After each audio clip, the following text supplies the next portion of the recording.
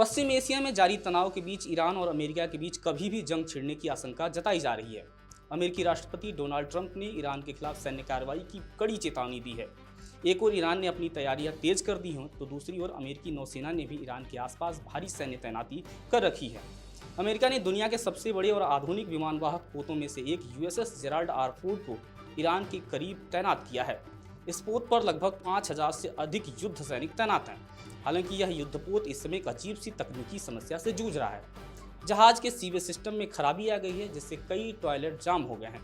इसके कारण हजारों नाविकों को दैनिक आवश्यकताओं के लिए भी परेशानी का सामना करना पड़ रहा है। हालात यह है कि कई सैनिकों को टॉयलेट इस्तेमाल करने के लिए 45 मिनट का लंबा इंतजार करना पड़ रहा है।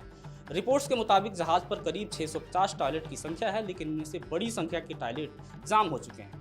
करीब $13 अरब की लागत से बने इस अत्याधुनिक युद्धपोत में पानी की बचत के लिए वैक्यूम आधारित सीवेज सिस्टम लगाया गया था, लेकिन यह सिस्टम जहाज पर मौजूद करीब 4500 से अधिक कर्मियों का दबाव संभालने में बार बार विफल हो रहा है।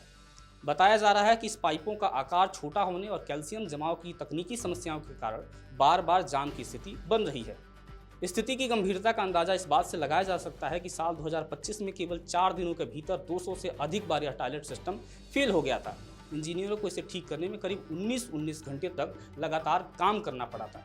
इसके अलावा साल 2023 में अब तक तकनीकी समस्या के कारण 40 से अधिक बार यह टॉयलेट जाम हो चुका है। समुद्र में लंबी तैनाती ने समस्या को और बढ़ा दिया है। सामान्यतः 6 महीने की तैनाती के बजाय यह युद्धपोत 8 महीने से अधिक समय से समुद्र के भीतर तैनात है।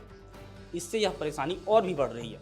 लगातार ऑपरेशनों के कारण नियमित मेंटेनेंस प्रभावित हुआ है, जिससे तकनीकी खराबियां बढ़ रही हैं।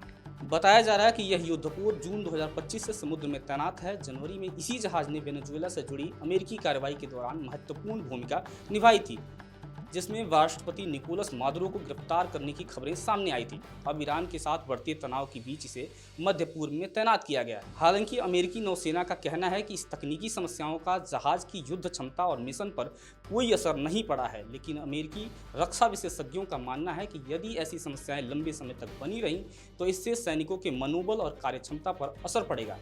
यह घटनाक्रम ऐसे समय में सामने आया है जब डोनाल्ड ट्रंप ने ईरान के खिलाफ सख्त कदम उठाने की चेतावनी दी है और दोनों देशों के बीच जिनेवा में वार्ता की फिलहाल तैयारी चल रही है।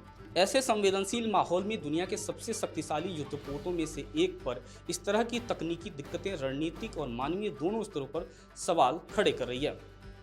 नमस्कार।